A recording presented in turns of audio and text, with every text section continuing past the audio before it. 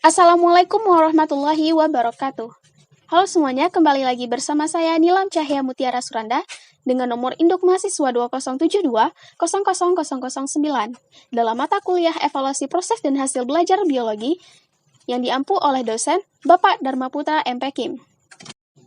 Baiklah, pada kesempatan kali ini saya akan membuat sebuah video pembelajaran kembali, yang mana sebelumnya saya telah membahas video pembelajaran juga mengenai kisi-kisi tes.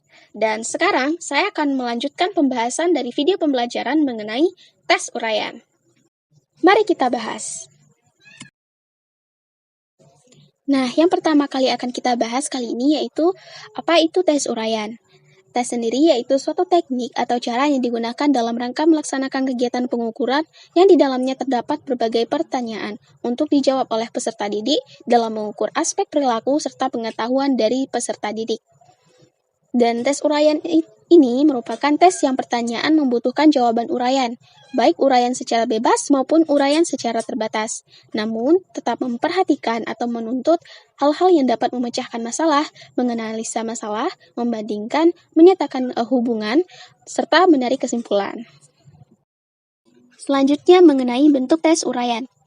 Bentuk tes uraian terbagi atas dua, yaitu tes uraian bebas atau terbuka, yakni atau disebut juga dengan extended response items, dan tes uraian dalam bentuk uraian terbatas atau restricted response items.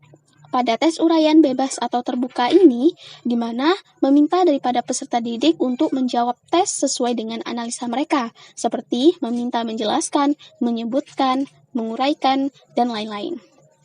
Sedangkan pada tes uraian terbatas, di mana peserta didik akan menjawab tes sesuai dengan kenyataan, fakta, serta benar adanya, seperti menanyakan jumlah, bentuk, dan lain-lain. Nah, sehubungan dengan kedua bentuk uraian yang setelah disebutkan tadi, maka Pepdikbud menyebutkan adanya pembagian penilaian uraian. Ada bentuk uraian objektif atau BUO, dan bentuk uraian non-objektif atau BUNO. Dan yang ini termasuk dari bentuk uraian terbatas.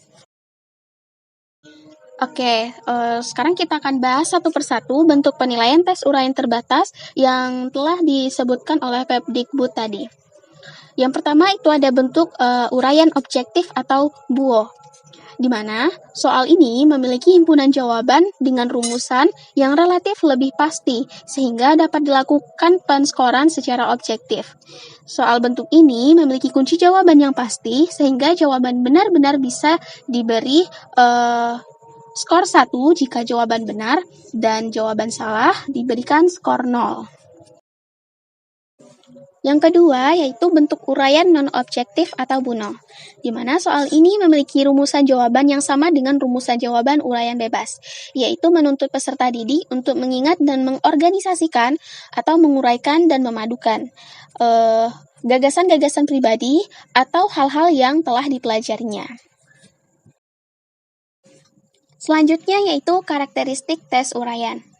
Ada 4 daripada karakteristik tes uraian ini. Yang pertama, tes berupa pertanyaan atau perintah yang menghendaki jawaban berupa uraian paparan kalimat yang pada umumnya cukup panjang. Kedua, karakteristiknya yaitu berupa pertanyaan atau perintah yang menuntut tester untuk memberikan penjelasan, komentar, penafsiran, membandingkan, membedakan, dan sebagainya. Dan ketiga yaitu jumlah soal butir uraian itu pada umumnya terbatas, berkisar antara 5-10 butir soal.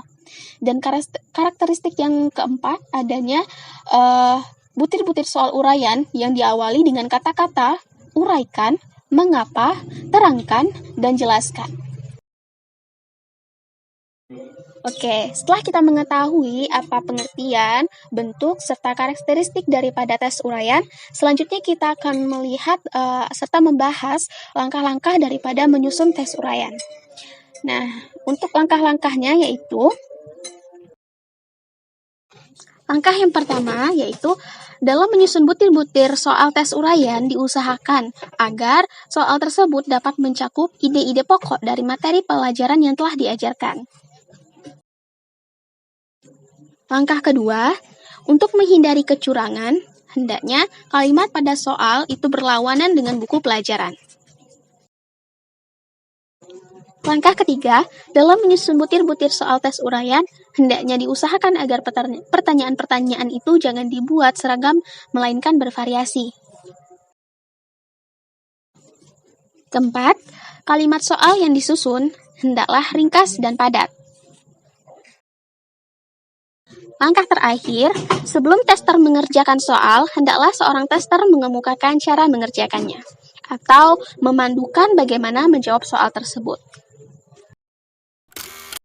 Baiklah, kita sudah berada pada akhir slide PPT kali ini, yang menandakan bahwa kita telah selesai dalam membahas video pembelajaran mengenai tes uraian. Dan saya pamit undur diri dan mengucapkan terima kasih serta mohon maaf jika terdapat kekeliruan maupun kesalahan dalam menyampaikan video pembelajaran kali ini. Saya akhiri, wassalamualaikum warahmatullahi wabarakatuh.